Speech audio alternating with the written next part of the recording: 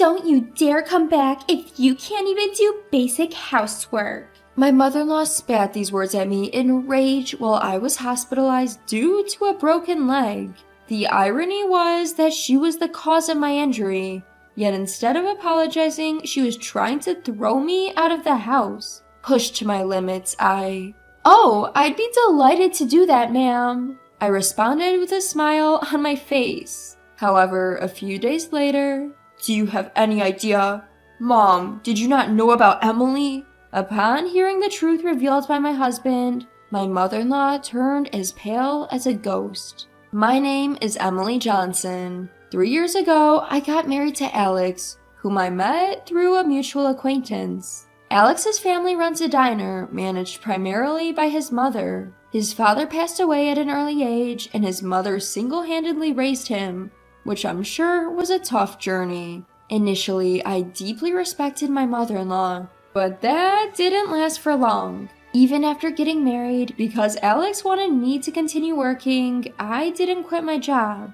Alex, as the second-generation owner of the diner, was running the business alongside his mother. However, my mother-in-law seemed to dislike the fact that I didn't help around their house. A woman who doesn't even help with house chores. Even if you say you're working outside, we all know a woman's salary isn't much. She'd grumble every day. Soon, her constant complaining escalated to harassment. "You don't do chores at all," she'd complain, and when I managed to squeeze in some time for house chores, "You're not doing it properly at all. Do you even care?"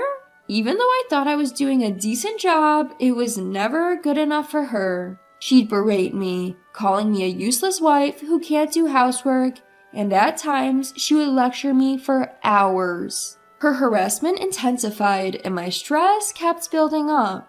When I tried talking to Alex about it, "It's between you two, right? Don't drag me into this," he said, staying out of it. Then one day, an incident broke out. The diner was closed that day, and my mother-in-law left early in the morning to go somewhere. As evening came, I received a sudden call demanding me to come and get her. The call ended abruptly before I could even refuse, leaving me with no choice but to reluctantly head to the train station. When I finally reached the station, she did nothing but complain all the way home, accusing me of being late, complaining about the heating system. It was nothing new, so I just nodded and shrugged it off, but I guess that got on her nerves. "What kind of attitude is that? Don't you think it's disrespectful to your mother-in-law?"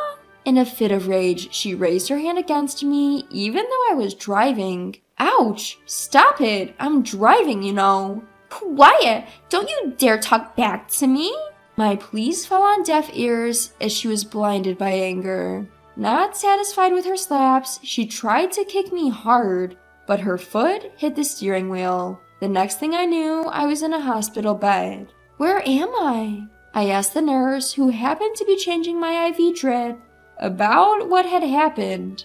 Apparently, I had been brought to the hospital after a car accident. I had broken my right leg and suffered cuts and bruises all over my body. "How's my mother-in-law?" "She's only got some scratches. There were no other injured persons." The nurse's words relieved me a bit. However, when my mother-in-law came to my room, she started yelling. "It's all your fault that I got injured. You need to pay me compensation." She began screeching at me the moment she saw me. "Injured? Where did you get injured?" "Right here." As she said this, she rolled up her sleeve, and there was just a small piece of gauze attached. On the other hand, I was confined to my bed, unable to even get up. After all, the accident was her fault. Out of nowhere, she lost her temper and hit me while I was driving, leading us into a wreck. But there wasn't a single word of apology from my mother-in-law. Far from it. "On top of being good for nothing, you want to be a nuisance to your own mother-in-law? You're nothing but a god of pestilence. I've never liked you from the start. Don't you dare come back if you can't even do basic housework." The moment I heard those words, I could hear something snap inside me. "Oh, I'd be delighted to do that, ma'am." Words slipped from my mouth before I even knew it. My mother-in-law just stood there with a stunned look on her face. "I won't be returning to your house. I'm going to divorce Alex. Thank you for everything until now." As I bowed slightly, my mother-in-law was jolted back to reality. "Oh, how unusual for you to listen for once." "Yes, just as you say, I'm useless and worthless. I don't belong in your house." Pretending to be downcast, I said this, and my mother-in-law left the hospital room saying, "Oh, I see," unable to say anything further. Even after that, my mother-in-law kept coming to my hospital room and complaining. "You'll end up on the streets if you can't come back to our house. It'll be too late to regret it then." "Yes, you're right. It would have been better if you had done this sooner." "You're absolutely right." "Are you listening?" While my mother-in-law kept complaining, I was casually ignoring her and sitting on my phone. This happened several times, and a week after I was admitted to the hospital, my mother-in-law came to my room to complain as usual. Just as I was ignoring her as usual, "Emily!" Suddenly, my pale-faced husband Alex burst in. "Oh, it's unusual for you to visit. What changed your mind?" "What on earth is this?" What Alex was holding was a divorce paper with my details already filled in. "Oh, that. I asked my family to mail it. I'm glad it arrived just fine." "Why all of a sudden?" Upon being asked, I relayed to my husband what my mother-in-law had told me. "And to think, Mom, did you not know? Emily earns way more than I do." "What?" My husband turned pale as he asked this in a shaky voice. "Yes, I've been working for a large corporation since before we got married. I've diligently worked and achieved decent results, so I hold a fairly high position now. My salary reflects the toughness of the job and is, as my husband put it, quite substantial." "But she doesn't look like she earns that much, does she? She always wears the same sort of clothes." "That's because Emily has been spending her money on our diner." This was true. The diner my mother-in-law runs is on the brink of bankruptcy. It was in a tight spot when my husband took it over. My mother-in-law had no business acumen, so my husband was trying to turn it around. I've been using my salary to keep the diner afloat and have given a lot of advice about its management. We managed to escape the worst situation, but without my salary, the diner would probably go out of business soon. "No, it can't be true. There's no way that useless woman could do such a thing." My mother-in-law was flustered and still seemed unable to believe what she was hearing. So I showed her my phone, which I had been using until just a moment ago. "What is this?" "It's the data recording of your diner's performance, and this here is my pay stub. My workplace has digitized our pay slips." My mother-in-law stared at my phone and slowly turned pale. "No, that can't be." "Also, I should mention that I've already consulted with the police about the accident you caused." "What?" At my mother-in-law's utterly shocked expression, I could only sigh in exasperation. Since an accident occurred, of course the police will conduct an inquiry, right? So I've reported everything exactly as it happened to the police. I've also submitted the dashcam footage. Why would you do that?" "From your reaction, it seems you're aware you caused the accident, aren't you? There's a chance you could be held criminally liable, but if you admit it, you might get off with a lighter sentence." After a while, my mother-in-law started trembling, and then, to my surprise, she knelt before me. I'm sorry. I had no idea we were living off your money. I'm sorry about the accident, too. I'm reflecting on my actions. Please forgive me." My mother-in-law changed her attitude right away. Until now, she never uttered an apology. Is it that easy to say sorry if it means she gets off the hook? The sight of her is pathetic. It makes me more disgusted than angry. "Emily, Mom's really sorry. You'll forgive her, right?" My husband Alex said this in a near sob as he laid his hand on my mother-in-law's back.